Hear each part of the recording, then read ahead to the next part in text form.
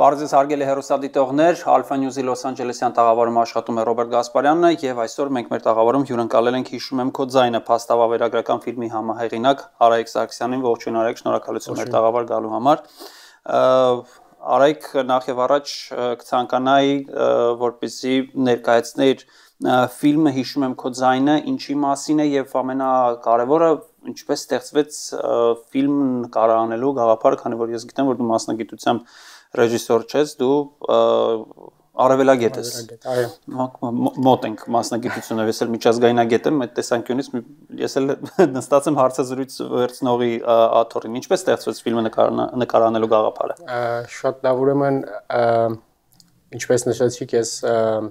Արցախի մասին առաջին փաստավերագրական ֆիլմի որպես այդպեսին էթնիկ զտման եւ բլոկադայի տարիների մասին համահեղինակներից եմ,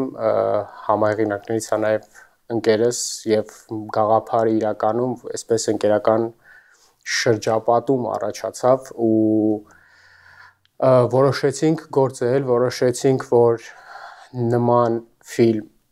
մանավանդ հիմա պետք է մեզ ու ոչ միայն մեզ առաջին հերթին նաև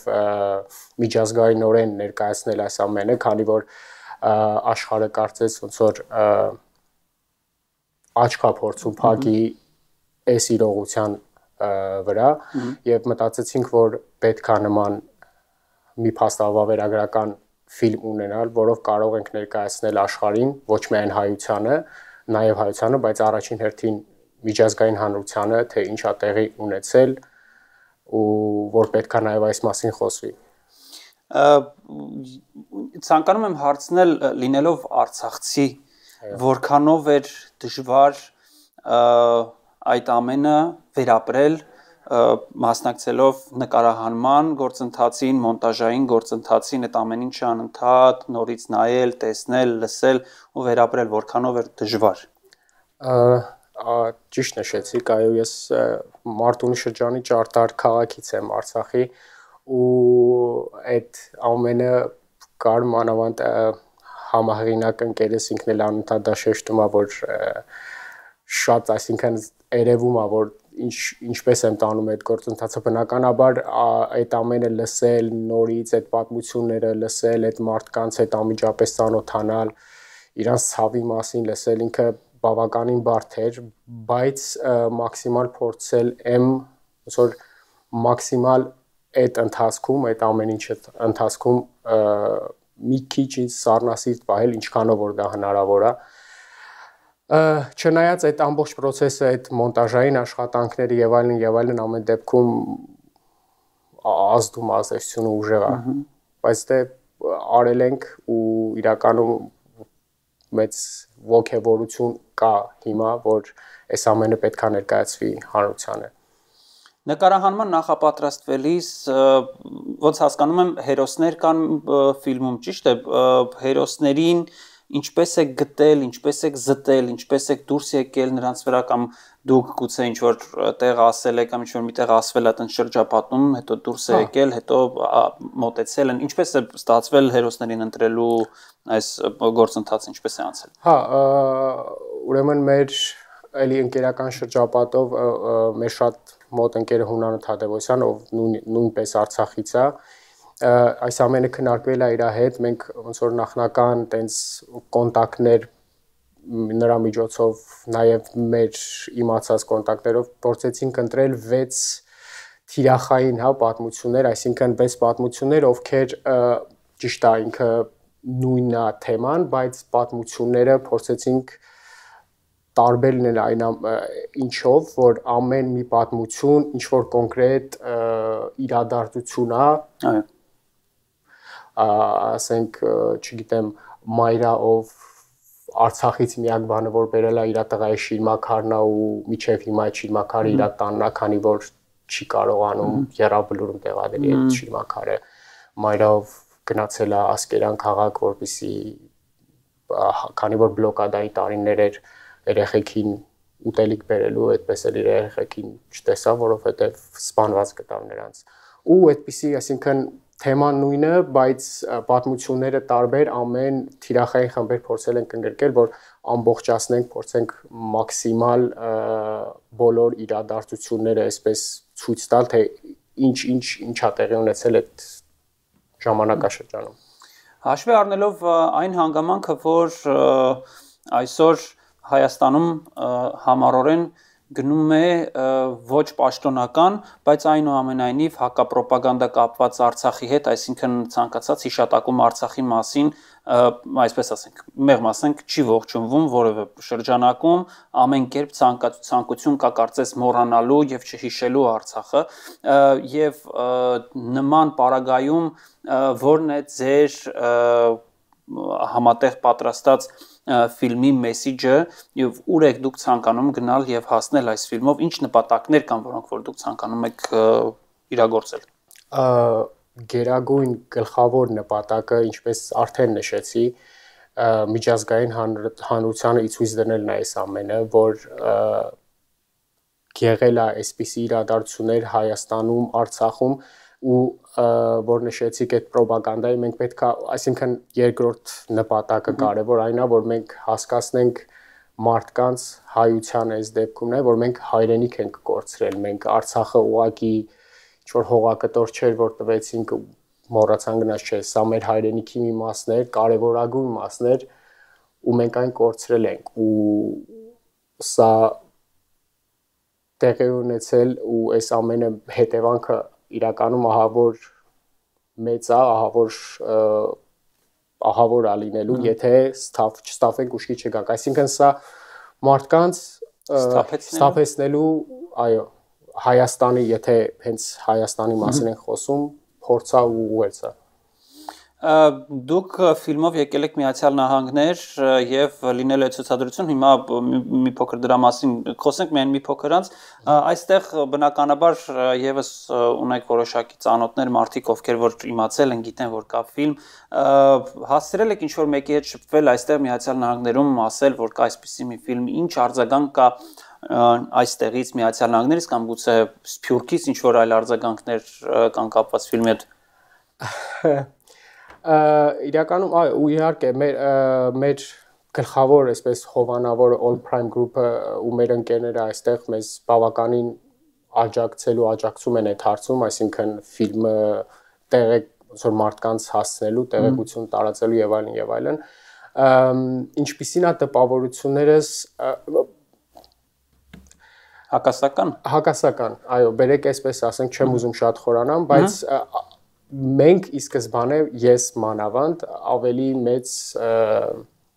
ակնկալիքներով եկա, հա։ Բայց հուսով եմ ու վստահ եմ, որ լավ կլինի նոյեմբերի 18-ին պրեմիերան լինելու հավատում եմ, որ կստացվի ամեն ինչ։ Այդ ակնկալիքների հետ կապված մենք հասակակիցներ ենք մոտավորապես եւ ես կոնկրետ նկատում եմ իմ երիտասարդ հայրենակիցների շրջանում մի տեսակ անտարբերություն ծավալվող իրադարձությունների շուրջ, նույն Արցախը կորցնելու շուրջ։ Հայաստանում դժվար է ինչ որ կերպ միտք արտահայտել, իսկ Միացյալ Նահանգներում լինելով հեռու անհամեմատ ավելի դժվար է։ Ինչ է պետք անել բացի օրինակ ֆիլմից, ըստ ձեզ, բացի ֆիլմ նկարանելուց եւ ֆիլմը տարածելուց, էլ ինչ է պետք անել, որպեսզի երիտասարդությունը ուշքի գա եւ հասկանա, որ ինչպես դուք նշեցիք, հայրենիքը դա ընդամենը հողի կտոր չէ, որ կորցնում ես։ Էլ ինչ տարբերակ կա, որպեսզի մարդկանց հասցնես, որ երիտասարդներին մանավանդ,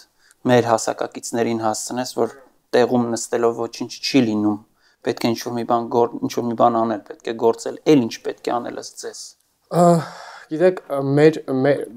մեր հասակակիցները, մեր սերունդը դեռ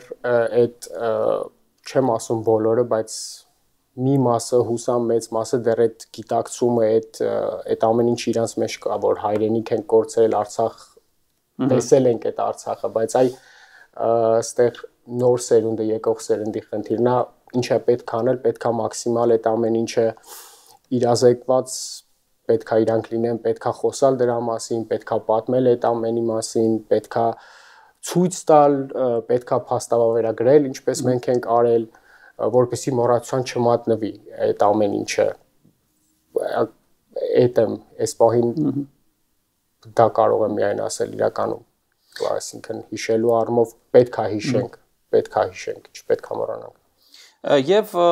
ցուցադրության մասին հեռուստադիտողներին պետք է անպայման ասել, երբ է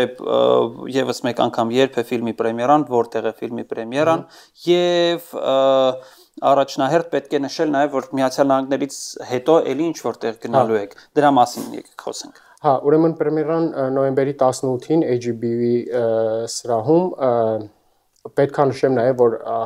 սա շատ կարեւոր է, որ հասույթը ամբողջապես տրամադրվելու է ֆիլմում, առաջին հերթին ֆիլմում տեղ գտած հերոսներին աջակցության համար, ամբողջապես, այսինքն ինքը իր հիմնական նպատակներից մեկը նաև դա է, որպեսզի այդ մարդկանց էլ կարողանանք օգնել։ Ցուցադրությունները նախատեսված Լոս Անջելեսից հետո անմիջապես Բրազիլիայում, Ռիոյի պատմամշակութային կինոթատրոններից մեկում, ունենք ցուցադրություններ 2 հատ նախատեսված Սան Պաուլոյում, ցեղասպանությունների կանխարգելման համաժողով այս տարի այնտեղ է լինելու, այդ դերաշրջանակներում է ցուցադրվելու ֆիլմը, ինչպես նաև Սան Պաուլոյի պառլամենտական դահլիճում, ունենք ցուցադրություն Ֆրանսիայում, որը արդեն իսկ հաստատվել է, ցուցադրությունները լինելու էլի ազգային ժողովում Ֆրանսիայի հենց Փարիզում, ու հետագայում նաև ֆրանսիական տարբեր քաղաքներում, ու Լիբանանում ունենք մարտին էլի ցուցադրություն ֆիլմի, դու բնականաբար նաև Հայաստանում ա լինելու։ Այստեղ իհարկե ամենահետաքրքիրը ինչպես ֆիլմը հասավ Ռիո, որովհետև Միացյալ Նահանգները հասկանալի է, այստեղ սփյուռքը շատ է, սփյուռքահայերը շատ են, Ֆրանսիայում նույնպես, Լիբանանում նույնպես, այդ Ռիոն Բրազիլիան ոչ մի կերպ այս ցանկի մեջ տեղ չի անում։ Տրամաբանական շղթայով եթե նայենք, հայեր այդքան շատ չեն Ռիոյում, ինչպես առաջացավ գաղափար ֆիլմը ցուցադրել Ռիոյում։ Իսկ թվում է հենց հարցի պատասխանը հենց այդտեղ է, քանի որ նման ձեռնարկությունները միշտ ոնց որ կենտրոնացվում են հայաշատ տեղ համայնքներում, ունենք այնտեղ ընկերով իմացավ ուղակի մենք իրան ասեցինք, որ sense բան ենք անում, ինքը անմիջապես նախաձեռնեց ու ցանկացավ, որ նաև այնտեղ լինի ցուցադրությունը ու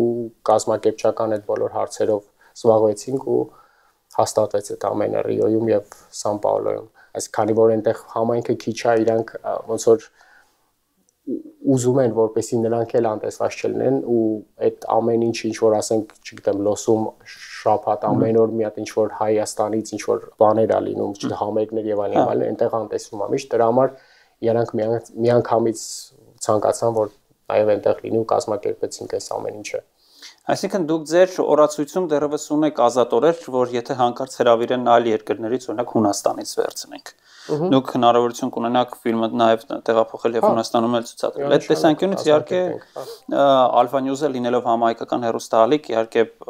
ձեզ հետ միասին կոչ ենք անում հարգելի հեռուստադիտողներ անպայման գնալ եւ դիտել հիշում եմ քո ձայնը փաստավավերագրական ֆիլմը, որի հեղինակը Արայք Սարգսյանն էր։ Շնորհակալություն Արայք մեր տաղավար գալու համար։ Շնորհակալություն։ Շարունակեք հետևել Alpha News-ին, ես Ռոբերտ Գասպարյանն եմ, կհանդիպենք։